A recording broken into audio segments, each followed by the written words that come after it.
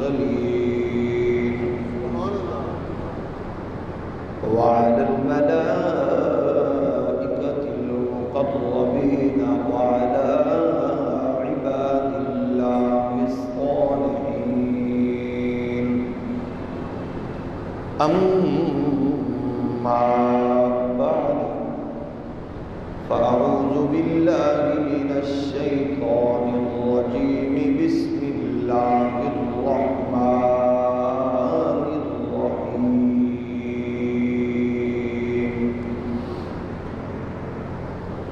إذ حضر يعقوب الموت إذ قال لبنيه ما تعبدون من بعدي قالوا نعبد إلهك وإله آبائك إبراهيم وإسماعيل وإسحاق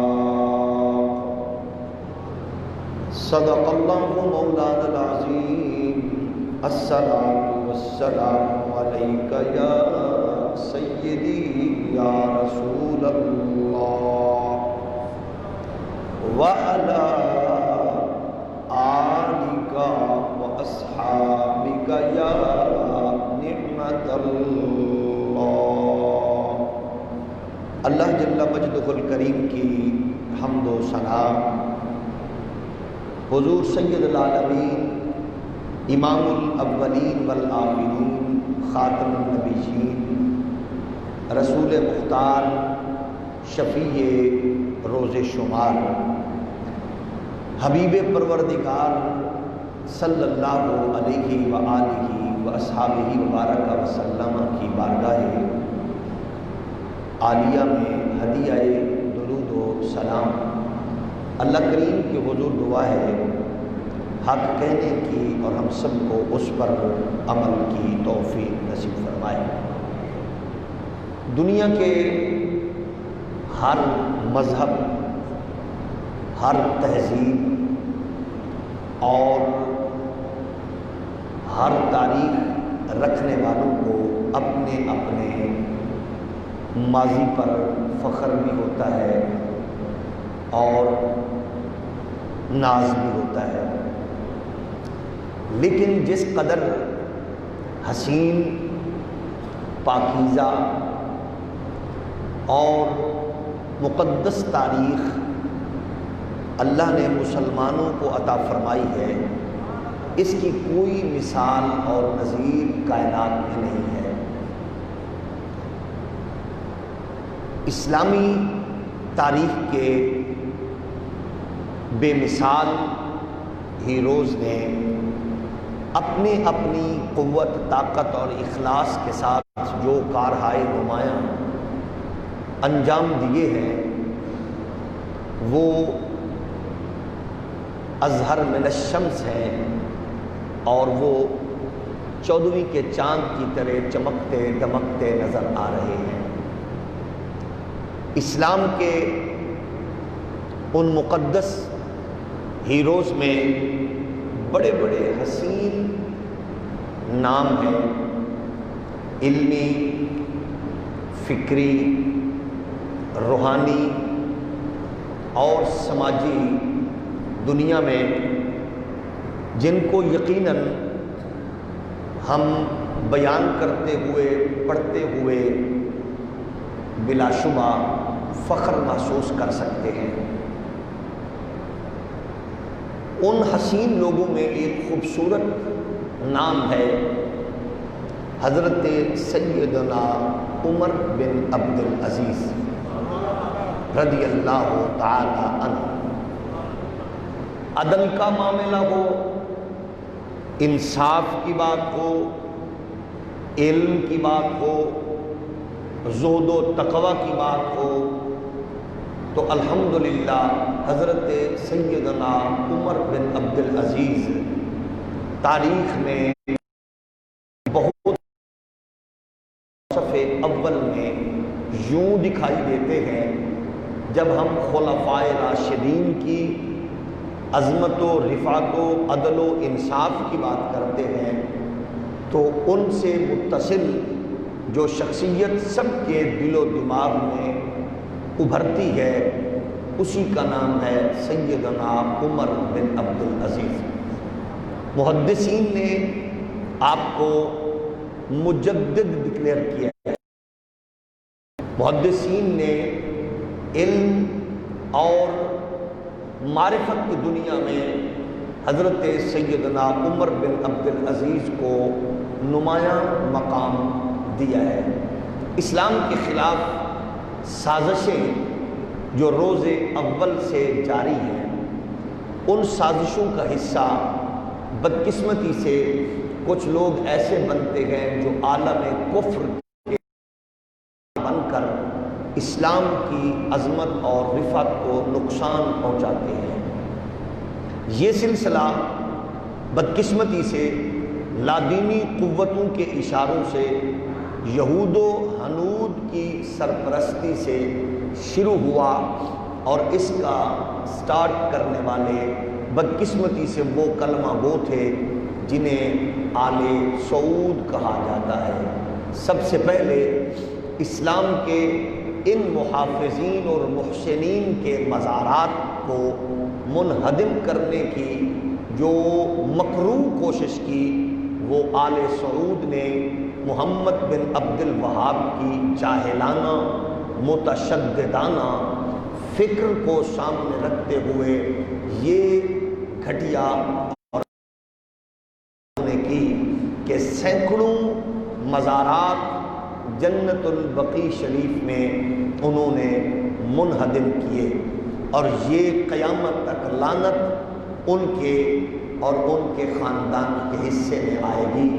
آج بھی وہ اپنی اس غلاظت پر قائم ہے، محلات کو قائم رکھ کے مزارات کو وہ منہدم کر رہے ہیں، جس میں مخدومہ کونین کا مزار، حضرت سیدہ خدیجۃ الکبریٰ کا مزار، اور سیدہ حلیمہ سعدیہ کا، حضرت عثمان غنی کا، امام جعفر امام باقر پاک کا، زین العابدین پاک کا، یہ سارے مزارات انہوں نے اپنی غلیظ اور متشددانہ فکر سے منہدم کیے۔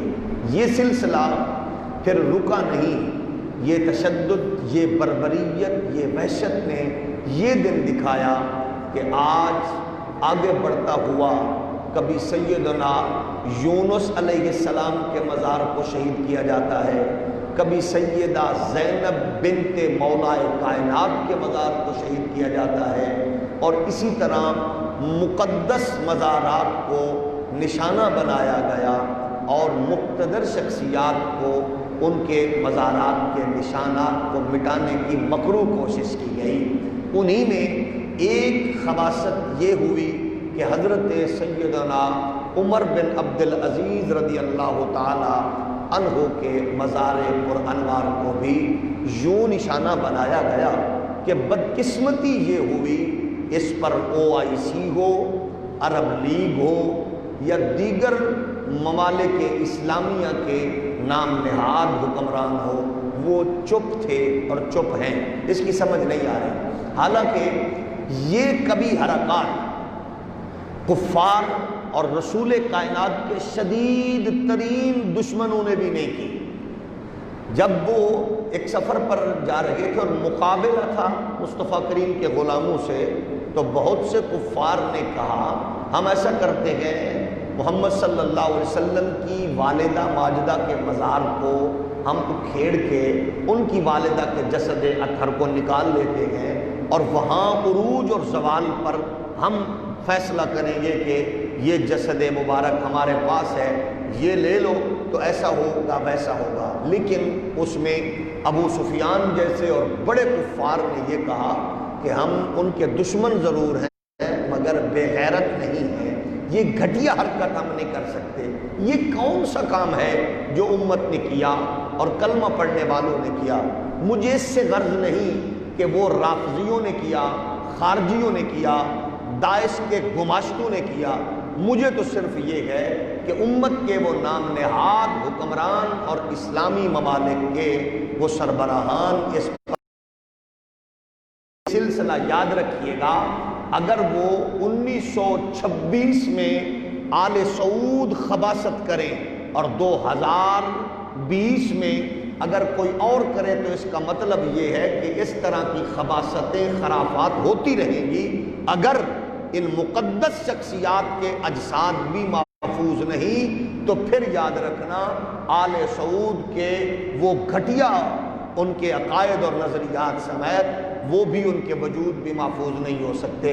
ہم یہ کہتے ہیں بحیثیت امتی، مندر بنا کے مودی کو چابیاں دینے والے بدبختوں، جوا خانے کے اڈے بنانے والے بدبختوں اور بے حیائی فحاشی عریانی کو فروغ دینے والے بدبختوں، تم نے جو کچھ کرنا تھا کیا، چلو ہمیں ہی اجازت دے دو کہ ہم حسنین کی اماں کا مزار بنا دیں، ہمیں ہی اجازت دے دو ہم حضرت امام حسن کا مزار پر انوار دیں، ہمیں ہی اجازت دے دو ہم آل رسول کے مقدس مزارات کو اسی طرز پر قائم کریں تاکہ آنے والی نسلوں کے اندر یہ تمہاری نفرتوں کا سلسلہ بند ہو۔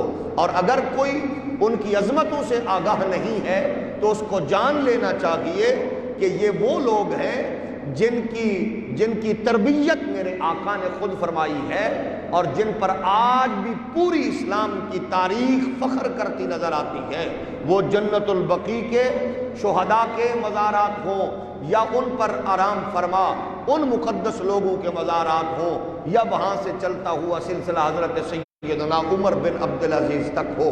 بحیثیت حضور کے امتی اور غلام ہم پرزور مذمت بھی کرتے ہیں اور اجتماعی طور پر لعنت بھی بھیجتے ہیں ان پر جن سے یہ کارنامہ انجام ہوا اور ان پر جو اس پر طاقت و قوت اور آواز رکھنے کے باوجود خاموش ہیں۔ حضرت سیدنا عمر بن عبدالعزیز رضی اللہ تعالی عنہ کی ذات گرامی وہ گئے کہ ہم بحیثیت مسلمان پوری امت کے حکمرانوں کو یہ مشورہ دیں گے کہ اگر تم کامیاب اور کامران ہونا چاہتے ہو اور عالم کفر کے سامنے اگر تم اپنے آپ کو کھڑا کرنا چاہتے ہو تو پھر تمہیں دیگر لوگوں کی زندگی کا مطالعہ کرنے کی بجائے تمہیں اپنے سامنے حضور کے اصحاب کو اور سیدنا عمر بن عبدالعزیز جیسی شخصیات کو رکھنا ہوگا۔ تمہیں وہاں سے پتہ چلے گا ان کی سیرت سے، ان کے کردار سے کہ ان کی پاکیزہ زندگی کا خوبصورت اور حسین عمل کیسا تھا۔ حضرت عمر بن عبدالعزیز درس سنیے اور پھر اس کے بعد ان کے کردار اور ان کے رویے سے ان کی حسین زندگی کو دیکھیے۔ عمر بن عبدالعزیز فرماتے ہیں میں نے امام زہری سے یہ بات سنی اور امام زہری نے حضرت ابن مالک سے یہ بات ڈائریکٹلی سنی ہے۔ فرماتے اسلام کیا ہے؟ اسلام کے حسن کو بیان کرتے ہوئے فرماتے ہیں ان لکل دین خلقا وان خلق الاسلام الحیاء۔ فرمایا دنیا کائنات میں ہر دین کا ایک خلق ہے اور دین مصطفیٰ کا خلق حیا ہے۔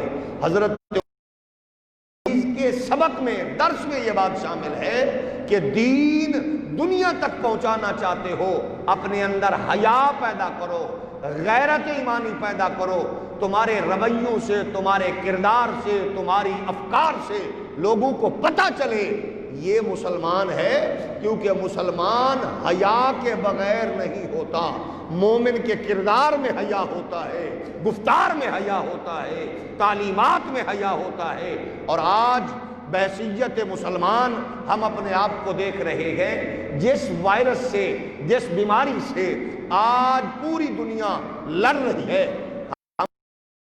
عرض کرنا چاہیں گے آپ باقی ساری چیزوں کو آزما چکے اور آزما رہے ہیں تو اجتماعی طور پر توبہ کو بھی آزما لیجئے، خدا کے حضور اجتماعی طور پر جھکنے کو بھی آزما لیجئے، گناہوں سے ندامت اور شرمندگی کے ساتھ آنسو بہا کر رب کو منانے کا تجربہ بھی کر لیجئے۔ لگ رہی ہے ابھی ایک سلسلہ ختم نہیں ہوتا اور کہیں سے ٹڈی دل کا شروع ہو جاتا ہے، کہیں سے کوئی سلسلہ شروع ہو جاتا ہے۔ یہ جوانوں کی اموات ہوں، یہ بوڑھوں کی اموات ہوں، یہ پے در پے جو ہم اموات دیکھ رہے ہیں، تو ہم اگر بحیثیت امت آج بھی توبہ نہیں کریں گے تو کیا مرنے کے بعد کریں گے؟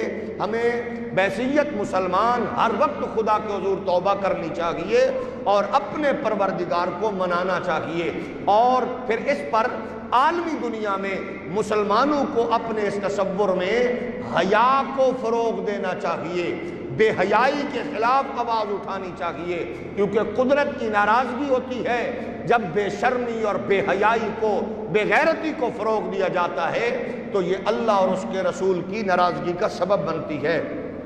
برادران اسلام، حضرت سید رضی اللہ تعالی عنہ کی تعلیمات کے بعد جب ہم ان کے حسین کردار کو دیکھتے ہیں اور وہ اقتدار کی زمام سنبھالتے ہیں تو ان کا رویہ کیسے ہوتا ہے۔ بحیثیت حاکم جب آپ مدینہ المنورہ میں پہنچتے ہیں تو آپ پھر سب سے پہلے لوگوں کو کہتے ہیں مجھے یہاں کے فقہاء سے، علماء سے ملایا جائے۔ حاکم جب بھی اللہ اس کو توفیق دیتا ہے اقتدار کی تو وہ پھر طوائفوں سے نہیں ملتا، وہ پھر ناچنے گانے والوں کو قریب نہیں کرتا، وہ پھر جھوٹ اور فراڈ اور دھوکے کرنے والوں کو قریب نہیں کرتا، لوگوں کو ستانے اور دکھ اور تکلیف دینے والوں کو قریب نہیں کرتا، وہ سائنس ٹیکنالوجی کا سہارا لینے والوں کو اور اس کا نعرہ لگانے والوں کو قریب نہیں کرتا، وہ زاہدوں کو، متقیوں کو، پارساؤں کو قریب کرتا ہے۔ عمر بن عبدالعزیز فرماتے ہیں کہ سب سے پہلے مجھے علماء اور فقہاء کے ساتھ میرا میٹنگ کروائی جائے، اور آپ نے ان کو فرمایا میں تمہیں اپنے پروردگار کی عزت کی قسم میں کھا کے تمہیں کہہ رہا ہوں کہ جب تم مجھ سے کوئی غلطی دیکھو، کوئی خطا دیکھو، کوئی لغزش دیکھو، کوئی کوتاہی دیکھو، اللہ کو حاضر ناظر جان کر اس کے رسول کے خادم و نوکر و غلام اور شریعت کے خادم اور محافظ ہونے کی صورت میں آپ لوگوں نے مجھے صرف آگاہ ہی نہیں کرنا، سرزنش بھی کرنی ہے، مجھے تم نے اس راستے سے بھٹکنے سے بچانا بھی ہے۔ یہ ہے سیدنا عمر بن عبدالعزیز۔ اور پھر جب ان کی فقہاء کی، علماء کی قربت اور صحبت میسر آتی ہے تو حضرت ربیع فرماتے ہیں کسی نے کہا عمر بن عبدالعزیز نے فیصلہ غلط سنا دیا، تو عالم اور فقیہ کہہ رہے تھے اللہ کی کبریائی کی قسم ہے عمر بن عبدالعزیز کبھی غلط فیصلہ نہیں کر سکتے، اس لیے وہ ہر فیصلہ کرنے سے پہلے علماء سے، فقہاء سے مشاورت کرتے ہیں اور فیصلہ کرتے ہیں۔ یہ ہوتا ہے وہ اصول کہ آپ دنیا کو فتح کرنا چاہتے ہیں، آپ کائنات کے سامنے سروائیو کرنا چاہتے ہیں تو لوگوں کو تمہاری ٹیکنالوجی پر بھروسہ نہیں ہے، لوگوں کو تمہاری دولت و قوت و طاقت پر بھروسہ نہیں ہے۔ بحیثیت مسلمان ہمیں اپنے رویوں سے، اپنے کردار سے لوگوں کے سامنے یوں پیش ہونا ہے کہ وہ یہ کہہ دے مسلمان بے حیا نہیں ہوتا، مسلمان زانی نہیں ہوتا، مسلمان بے شرم نہیں ہوتا، مسلمان دھوکے باز نہیں ہوتا، مسلمان فراڈیا نہیں ہوتا، مسلمان لٹیرا نہیں ہوتا۔ جب یہ تصور پیش کریں گے تو پھر آپ دیکھتے ہیں آج کروڑوں مسلمان ہیں لیکن پوری دنیا میں ان کی پوزیشن کیا ہے، لیکن اگر ایک آپ کا بزرگ عرب سے جلوہ گر ہو، وہ خواجہ غریب نواز کی صورت میں لاکھوں لوگوں کو محمد کا دین پیش کرتا چلا جاتا ہے، علی الحق کی صورت میں آئے، وہ حضرت امام ربانی کی صورت میں آئے، تو وہ ایک شخصیت اپنے کردار اور خوشبو سے، کردار کی خوشبو سے لوگوں کو دین متین کے قریب کرتی چلی جاتی ہے۔ گرامی قدر بزرگوں، یہ مشورہ دینا سنت بھی ہے اور امانت بھی ہے، مشورہ لینا سنت بھی ہے اور یہ کامیابی اور کامرانی کی علامت بھی ہے۔ بڑے بڑے لوگ ناکام کیوں ہوئے؟ وہ مذہبی ہوں یا سیاسی ہوں، ان کی ناکامی کا سبب یہ بنا کہ وہ مشاورت کرتے ہوئے جاہل لوگوں کو قریب بٹھایا کرتے ہیں، وہ مشورہ کرتے ہوئے طالب علموں کو، شاگردوں کو، مریدوں کو یا پھر کرائے کے لوگوں سے مشورہ لیتے ہیں تو بربادی ہوتی ہے۔ مشاورت کرنا ضروری ہے اور مشورہ اہل علم سے لینا ضروری ہے۔ مشورہ اتنی اہمیت کا حامل ہے کہ قرآن حکم دیتا ہے وَشَاوِرْهُمْ فِي الْأَمْرِ، اس حبیب کے اللہ نے حبیب کو فرمایا جو مقصود کائنات ہیں، جو وجہ تخلیق کائنات ہیں، جن کی انگلی کے ادنا اشارے سے ڈوبا سورج پلٹ آتا ہے، درخت چل کے آتے ہیں، بے جان پتھر کلمہ سناتے ہیں، جب ان محبوب کو لیے حکم ہے وہ مشاورت فرمائیں، وہ مشورہ کریں اور کاموں میں ان سے مشورہ لو، اللہ کا قرآن فرماتا ہے۔ اس لیے مشائخ کو بھی، علماء کو بھی، سربراہوں کو بھی، گھر کے سربراہ ہو، وہ محلے کا، علاقے کا، برادری کا، قوم کا سربراہ ہو، اچھے لوگوں سے مشورہ لینا ضروری ہے اور مشورہ دینے والوں کو ضروری ہوتا ہے کہ وہ کیونکہ امانت ہے جو اس کو وہ پیش کر رہے ہیں اور اس امانت میں خیانت نہیں ہونی چاہیے۔ اس کے لیے حضرت سہل بن سعد فرماتے ہیں، کریم آقا صلی اللہ علیہ وآلہ وسلم نے ارشاد فرمایا وہ کبھی بدبخت نہیں ہوتا جو بندہ رائے لیتا بھی ہے اور رائے دیتا بھی ہے، اور فرمایا وہ کبھی کنارے پر نہیں لگتا، کبھی وہ بندہ خوش نصیب نہیں ہو سکتا جو مشورہ نہ لیتا ہے نہ مشورہ دیتا ہے۔ گویا لینا بھی اور دینا مشورہ یہ دونوں اسلام کے حسین اور پاکیزہ ترین عمل ہیں۔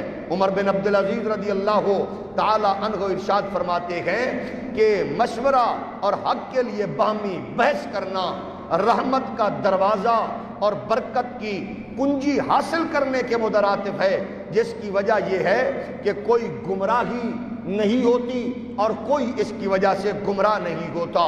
حضرت عمر بن عبدالعزیز رضی اللہ تعالی عنہ ارشاد فرماتے ہیں کہ جو شخص کسی کام کا ارادہ کرے اس کے لیے ضروری ہے کہ وہ کسی حسین فکر رکھنے والے عالم سے، فقیہ سے مشورہ ضرور کر لے تاکہ اس کی برکات اس کی زندگی میں شامل ہو جائیں۔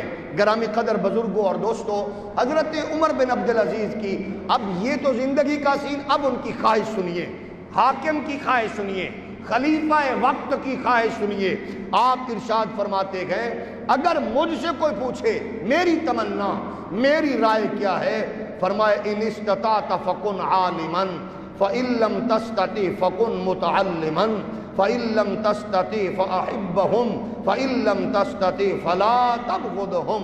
مجھ سے پوچھنا چاہتے ہو جو نبی کی شریعت اور دین کو میں نے سامنے رکھا اور لوگوں کی قربت اور صحبت سے میں نے سیکھا، اگر تم سے ہو سکے تو عالم بنو۔ عمر بن عبدالعزیز فرماتے ہیں اگر ہو سکے تو عالم بنو، اگر یہ بھی نہ کر سکو تو متعلم بنو۔ یہ میں اس دور کی بات کر رہا ہوں جس دور میں ناچنے گانے والیوں کو تمغہ امتیاز نہیں دیا جاتا تھا، جس دور میں بے حیائی، بدکاری ہیرو نہیں ہوتے تھے۔ کہیں ہماری بربادیوں میں، ہمارے زوال میں یہ بات شامل ہے یقیناً کہ جس قوم کے ہیرو ناچنے والے ہوں، گانے والے ہوں، بدکاری، بے حیائی، فحاشی، عریانی پھیلانے والے ہوں، پھر وہ قوم یقیناً خیر کی طرف نہیں بڑھتی، پھر وہ قوم بربادی کی جانب بڑھتی ہے۔ فرماتے ہیں عالم بنو، یہ نہیں تو متعلم بنو، یہ بھی نہ ہو سکے تو پھر آپ فرماتے ہیں کہ فَإِن لَمْ تَسْتَطِعْ فَأَحِبَّهُمْ، پھر ان سے محبت کرنے والے بنو۔ اب اس سے محبت کا فائدہ کیا ہوگا؟ عالم سے، زاہد سے محبت ہوگی، وہ جنازہ پڑھے گا تو اس کو آتا تو ہوگا نا، وہ جنازہ آتا تو ہوگا۔ اب میرا دوست کوئی سی ایس پی آفیسر ہے، میرا دوست کو بہت بڑا ہائی کوالیفائڈ ہے، اس کو جنازہ ہی نہیں آتا، اس کی دوستی کا مجھے مرنے کے بعد کیا فائدہ؟ بہت بڑے عہدے پر فائز ہے، اس کو میرے لیے دعا کا ٹائم نہیں ملتا تو مجھے اس کا کیا فائدہ؟ تو جس فقیر سے، درویش سے آپ کی دوستی ہے، وہ 5 گانا نماز پڑھے گا تو آپ کے لیے دعا کرے گا، وہ جنازہ پڑھے گا تو وضو کا پتہ ہوگا، وہ غسل کا پتہ ہوگا، حرام حلال کی چیزوں سے آگاہ ہوگا۔ فرماتے ہیں اگر یہ بھی نہ ہو سکے تو کم از کم بغض نہ رکھو. یہ گئے حضرت عمر بن عبدالعزیز، اور ان کی زندگی کا سین عمل دیکھیے کہ سب سے زیادہ محبت اور اکرام و احترام عمر بن عبدالعزیز کن کا فرماتے؟ حضور کی آل بیت کا. حضور کی آل کا حیا کرتے. کردار کیسا ہے، رویہ کیسا ہے، عدل و انصاف اور حکمرانی کا انداز کیسا ہے. معاملات اسٹیٹ کے معاملات نمٹاتے نمٹاتے آنکھ لگی. دور سے آیا ہوا ایک بندہ کہتا ہے میں نے مسئلہ حل کروانا ہے، دور سے آیا ہوں، پر میں تھوڑی دیر سونے دو. سونے لگے تو آنکھ لگنے لگی. بیٹے نے آ کے جگایا. حلال کی کمائی کی برکت دیکھیے اور اچھی تربیت کا اثر دیکھیے. بیٹا کہتا ہے بابا بندہ آپ سے ملنے آیا ہے. کہتے ہیں بیٹا آنکھ لگ گئی ہے، سو رہا ہوں، اٹھ کے بات سنوں گا. بیٹا کہتا ہے بابا اگر اٹھ ہی نہ سکو تو پھر کون ذمہ دار ہوگا؟ اگر آپ کی نیند آئے اور پھر موت طاری ہو جائے تو کیا بنے گا؟ اٹھے، سجدہ شکر ادا کیا، اللہ تیرا شکر ہے میں نے حلال کھلایا ہے تو بیٹے نے مجھے جہنم سے بچا بھی لیا ہے. یہ ہے اچھی تربیت کا اثر، یہ ہے اعلیٰ تربیت کا اثر. گھر میں آئے تو بیٹیاں رو رہی تھیں، ہمارے پاس کچھ نہیں ہے. لوگ بھی کہہ رہے تھے. عزیز بھی آپ فرمایا بیٹو بچوں بچیوں سن لو، میں تمہاری زندگی کے لیے جہنم کے انگاروں سے اپنا تعلق نہیں جوڑ سکتا. شکر کرو اور اللہ کی نعمتوں پر شکر کے ساتھ صبر کرو. امال کیسے ہیں؟ جب اوپر والا نیک ہے، ہمیں جو بانسری بجائی گئی وہ اور تھی. اوپر والا نیک اب عمر بن عبدالعزیز کی طرح ہوتا ہے. جب وہ اپنے گھر کی جانب بڑھتے ہیں تو اسلام نافذ ہو چکا ہوتا ہے. زندگی کا انداز کیا تھا عمر بن عبدالعزیز رضی اللہ تعالیٰ عنہ کا؟ بیٹیاں کہتی ہیں عید آ گئی کپڑے نہیں ہے. آپ نے امال میں سے خازن کو بلایا، فرمایا آؤ اگر تم مجھے اگلے مہینے کے سال کے بھی تم ایڈوانس دے دو تو میں اپنی بچیوں کے لیے کپڑوں کا اہتمام کر دوں. ہر جگہ پر جب نگران بیٹھا ہوتا ہے تو اوپر والا نیک ہو تو نیچے بھی پھر فراڈیے نہیں ہوتے. وہ عرض کرتا ہے جی حاضر ہوں، آپ کا نوکر ہوں کہ اگلے سال اگلے ماہ تک آپ زندہ رہیں گے. فرمایا نہیں. تو اس نے کہا جی پھر ایسا کرنے سے آپ کی تربیت اور آپ کی حکومت میں قاصر ہوں. اللہ کا شکر ادا کیا، اللہ اگر میں نے تیری بارگاہ میں زاہدین کو چنا ہے، میں نے اچھے لوگوں کی ٹیم بنائی ہے، تو اللہ تیرا شکر ہے کہ میں تیری بارگاہ میں جواب دینے میں میرے لیے آسانی ہوگی. یہ ہے وہ تصور. ہر بندہ بحیثیت حاکم، گھر کا سربراہ، ہیڈ آف دی ڈپارٹمنٹ، دکان کا، ادارے کا، اس کو سوچنا ہے کہ میرے نیچے والے کیسے ہیں، میرے قریب والے کیسے ہیں. جب ہماری زندگی حسین ہوگی اور ہم ہر چیز کا جب سوچ کر احتیاط کے ساتھ اہتمام کریں گے تو اللہ کے ہاں آسانی ہوگی. زندگی کی کوئی گارنٹی نہیں ہے. مکان کی گارنٹیاں لینے والوں، دکانوں کی، فیکٹریوں کی گارنٹیاں، اشیاء کی گارنٹیاں لینے والوں، زندگی کی کوئی گارنٹی نہیں. کہ آپ کے سامنے نوجوانوں کی اموات نہیں ہے، میرے سامنے بزرگوں کی اموات نہیں ہے. آج ہمارے سامنے موت سر پہ کھڑی نظر آ رہی ہے. ہنستے بستے گھر اجڑ رہے ہیں، مسکراتے لوگ رخصت ہو رہے ہیں. آج قبرستانوں میں ڈھیر لگ گیا، ہاسپٹل کے دروازے بند. سائنس فیل ہو چکی ہے، سائنس کی دنیا اس وقت کمزور ہو چکی ہے. انسان کے قریب جانے سے پریشان ہے. ماں بچے کو اٹھانے سے دور بھاگ رہی ہے. بھائی کے تدفین میں شامل نہیں ہو رہا. یہ زمانہ ہم نے دیکھ لیا ہے. اس سے پہلے دولت کے، سود کے، بے حیائی سے، فراڈ سے، دھوکہ سے اس دولت کے انبار لگانے والوں، زندگی کی کوئی گارنٹی نہیں. جس دولت کو اکٹھا کیا اولاد بچوں کے لیے وہ قریب نہیں آ رہی. ایسی بیماری جو دیکھنے میں بھی نہیں آ رہی، جو سمجھ میں بھی نہیں آ رہی، علاج بھی نہیں مل رہا. یہ یقیناً اللہ کی ناراضگی ہے. ہمیں بارگاہ قدس کی جانب لوٹنا ہے. ہمیں تمام تر احتیاط اور ذمہ داریوں کو سامنے رکھنا ہے. بحیثیت مسلمان ہم دنیا کو بتائیں، بحیثیت نمازی ہم ان لوگوں کو بتائیں. نمازی احتیاط کرنے والے ہوتے ہیں، مسجد میں آنے والے احتیاط کرنے والے ہوتے ہیں، اور مسلمان احتیاط کرنے والے ہوتے ہیں.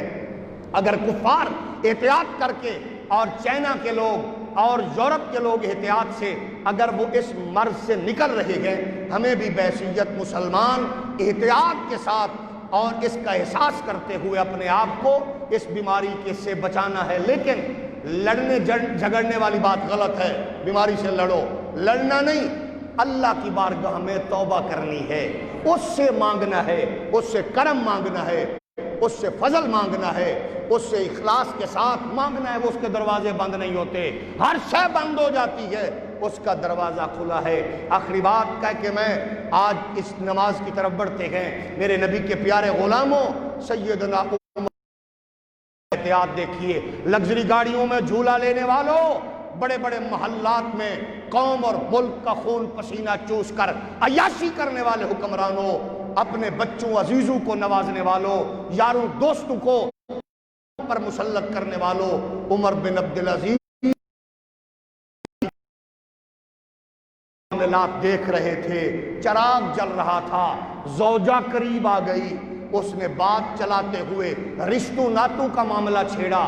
سب سے پہلے عمر بن عبدالعزیز نے چراغ بجھایا۔ بیگم حیران ہو کے پوچھتی ہے کوئی ناراضگی ہے؟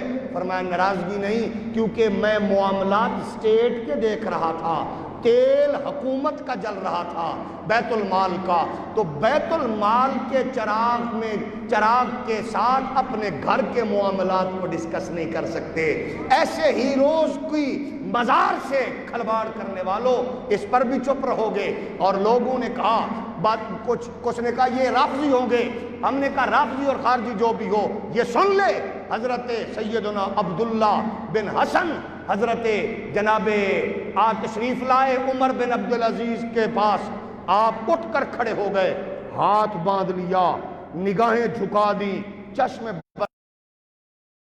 ہاتھ جوڑ کے آپ نے شرمندہ ہے، آپ میرے نبی کے شہزادے ہو، آپ آیا نہ کرو، پیغام بھیج دیا کرو، میں بحیثیت محمد عربی کا غلام اور نوکر آپ کی بارگاہ میں اپنی خدمات پیش کر کے یہ ثابت کروں گا کہ ہم نے کلمہ پڑھ کے محمد عربی کے احسانات کو بھلایا نہیں ہے۔ جو آل مصطفیٰ کا اتنا حیا کرے، آل محمدی کا احترام کرنے والا ہو، وہ عمر بن عبدالعزیز ہیں۔ حضرت سیدنا عمر بن عبدالعزیز کے مزار پر انوار کے انہدام پر اور آپ کے جسد اطہر کی بے حرمتی پر پوری امت کے ساتھ ڈونگا باغ کے مرکز کے لوگ بھی سراپا احتجاج ہیں۔ جس نے یہ حرکت کی، جس نے سرپرستی کی، جس نے ان کے لیے نرمی رکھی، اللہ سب کو ذلیل و رسوا فرمائے اور ان کو نشان عبرت بنائے۔ مولانا حسن رضا کی اس بات پہ ختم کرتا ہوں، آپ فرماتے ہیں کہ بے اجازت جن کے گھر جبریل بھی آتے نہیں، اگر ذوق اجازت دے تو پڑھ لیں، بے اجازت جن کے گھر جبریل۔ اچھا ماسک کے ساتھ آپ پڑھ سکتے ہیں اور ماسک لگا کے سبحان اللہ بھی کہہ سکتے ہیں، بے اجازت جن کے گھر جبریل بھی آتے نہیں، بے اجازت جن کے گھر جبریل بھی آتے نہیں،